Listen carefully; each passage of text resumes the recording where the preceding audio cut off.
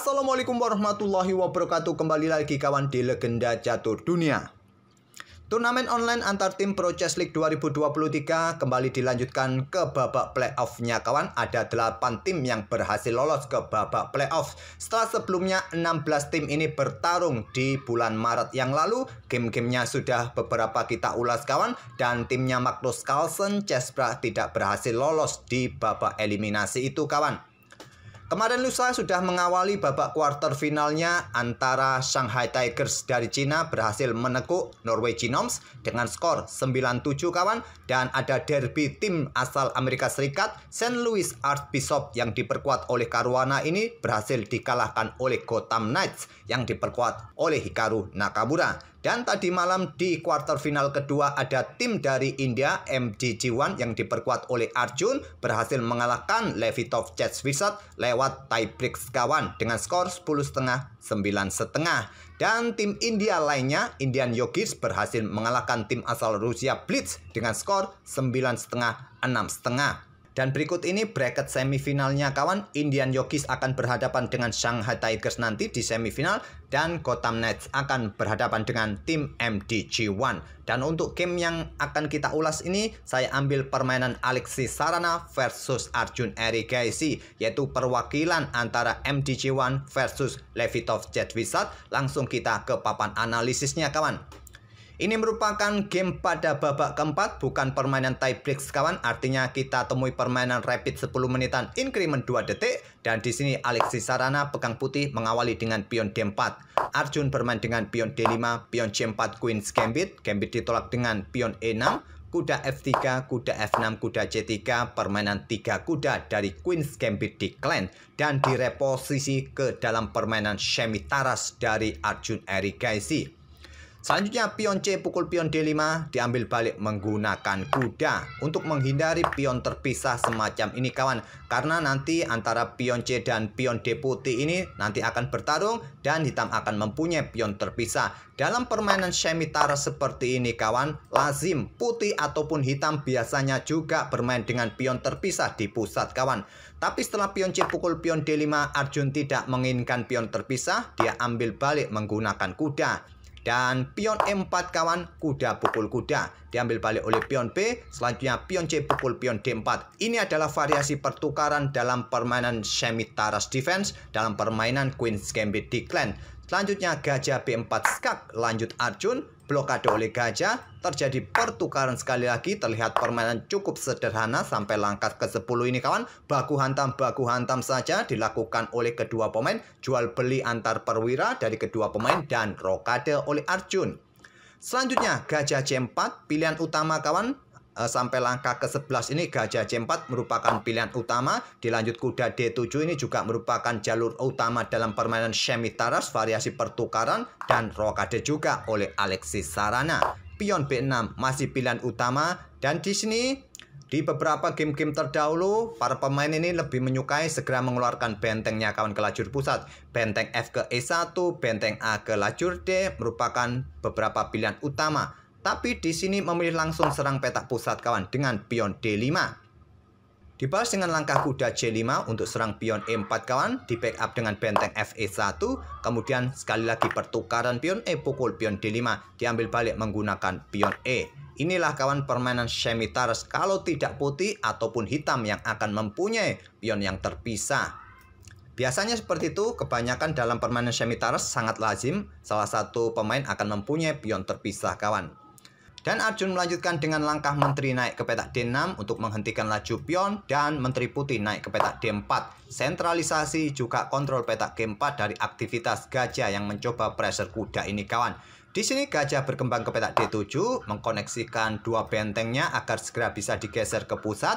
Di sini kuda E5 serang gajah terang. Gajah dipertahankan naik ke petak A4 untuk menjaga kontrol petak D1 agar benteng ini tidak bisa digeser ke pusat. Dan benteng hitam nanti salah satunya akan mengisi lajur pusat. Di sini benteng ini diangkat naik ke petak E3 dengan opsi memberikan jalan bagi benteng satunya ditumpuk di lajur E, ataupun benteng ini bisa digeser ke lajur F, ke lajur G ataupun ke lajur H nanti. Langsung pressure pion-pion depan raja hitam ini kawan. Di sini kuda ke D7 merupakan pilihan Stockfish untuk segera menantang pertukaran kuda kawan, tapi memilih benteng A D8 untuk perkuat lajur pusatnya. Benteng A E1 melanjutkan rencana kawan ditumpuk di lajur E, dan di sini Stockfish menyarankan tetap bermain dengan kuda D7 kawan, tapi memilih mengancam gajah dengan pion B5, dan langkah brilian dari Sarana dengan meninggalkan gajahnya bermain dengan benteng G3, langsung memberikan ancaman pada petak G7 kawan. Hati-hati, ada serangan ekstrim pada pion G7 ini, dan pengorbanan ditolak kawan, memilih dengan langkah benteng FE8. Stockfish menyarankan kuda ini bergerak ke petak E6 kawan. Tidak mungkin diambil oleh pion, tapi seumpama kalian nekat ambil gajah ini kawan, di sini ada dua petak bagi kuda untuk membuka akses menteri ancaman skakmat, lari ke petak C6 ataupun ambil pion ini kawan. Kalau ambil pion ini, menteri akan bergerak ke petak H6, kalian ambil kuda C5. Kalau kalian pilih kuda ini bergerak ke petak C6 berharap bisa mendapatkan benteng, tentu saja menteri ini bisa bergerak ke petak 6 untuk menjaga pion ini. Kalau kalian bermain dengan pion F6 untuk blokade diagonal ini kawan, benteng satunya ini akan diangkat naik ke petak E7. Bersama benteng yang lain akan pressure petak G7 ini kawan. Dan Stockfish menyarankan pengorbanan menteri sikat benteng di sini. Kalau kalian blokade dengan benteng E7 di sini kawan, maka kalian lanjutkan saja benteng pukul benteng, diambil balik oleh raja, kuda ambil benteng skak, diambil balik oleh menteri, kalian bisa mendapatkan kuda C5. Kalian menang kualitas perwira. Benteng melawan gajah, tentu unggul benteng kawan. Oke, kembali lagi ke langkah aslinya. Jadi di sini tidak menerima pengorbanan gajah, memilih benteng F ke E8. Dan di sini benteng diangkat naik ke petak E3, kembali membuat langkah brilian. Kali ini cukup berbeda jika kalian ambil gajah ini sekarang kawan, maka kuda ini tidak akan lari ke petak C6 ataupun ambil pion ini kawan, tapi memilih ambil pion yang di sini, garbu benteng, garbu menteri.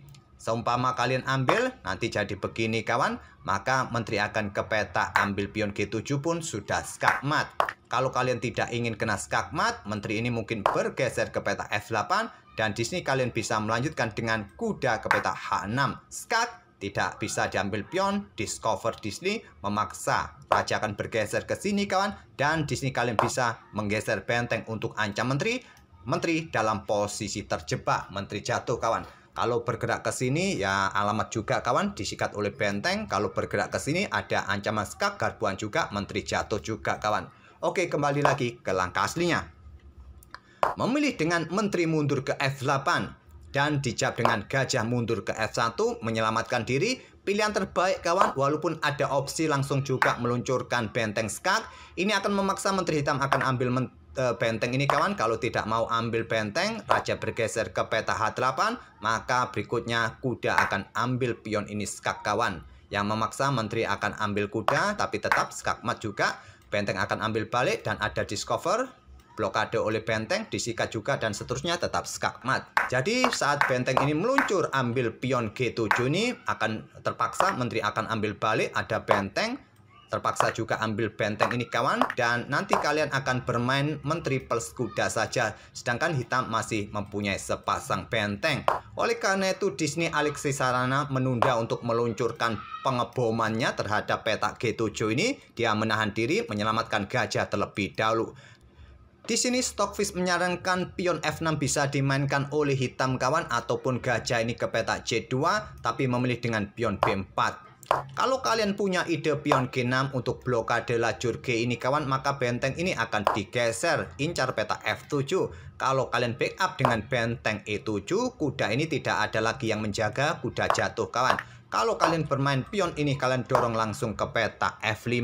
Di sini ada ide pengorbanan benteng sikat pion ini kawan, ataupun kuda ini sikat pion yang ada di petak G6. Tetap posisi hitam, tetap amburadul. Tapi kalian harus mencari langkah yang presisi untuk melanjutkan serangan kawan. Tak perlu saya lanjutkan variasi ini, bisa kalian otak-atik. Tetap dengan ide pengorbanan benteng ambil pion F5 ini kawan, diambil oleh menteri, tetap nanti posisinya akan amburadul hitam kawan. Ada potensi skak di sini, garbuan terhadap menteri, dan juga kuda bisa ke F6, garbuan pada benteng ataupun ancaman skakmat yang lebih serius ada di situ. Silakan kalian otak-atik. Memilih dengan pion B4 dan sekarang Bom diluncurkan oleh Alexis Sarana, ambil pion G7 skak. Memaksa menteri ambil benteng ini kawan, dan ada benteng G3. Kalau kalian menghindar saja raja ini kawan, ada ancaman skak juga kawan. Dengan kuda ambil pion F7 skak, ancamannya malah skak mat kawan. Ini memaksa menteri ambil kuda dan dilanjut benteng ambil balik, discover check, blokade dengan benteng, diambil, juga bisa skak mat di langkah berikutnya, skak mat. Oleh karena itu langsung ambil benteng dengan menteri, ada benteng G3, dilanjut kuda ke E6, kalian ambil langsung benteng ini tak ada masalah, sama juga menteri akan tewas. Kuda E6, ancam menteri kawan, kalau pion ambil kuda jelas menteri jatuh kawan. Terlebih dahulu benteng ambil menteri hitam tempo skak, diambil oleh kuda, kemudian kuda ini manuver. Mencoba pressure kuda di sini ataupun pergerakan nanti ke peta H6 ke peta F6 bisa jadi pilihan. Terlebih dahulu raja bergeser ke peta H8 malah memposisikan diri kena pin kawan. Di sini kuda bergerak ke F6, ada ide ke peta H5 coba pressure kuda bersama menteri pada diagonal gelap ini, ataupun nanti kuda mendukung menteri coba melakukan ancaman skakmat pada peta H7. Benteng E1 pilihan Arjun. Dan di sini menteri D3 ancaman skakmat, kuda F5 disikat oleh menteri, ancaman skakmat masih ada kawan.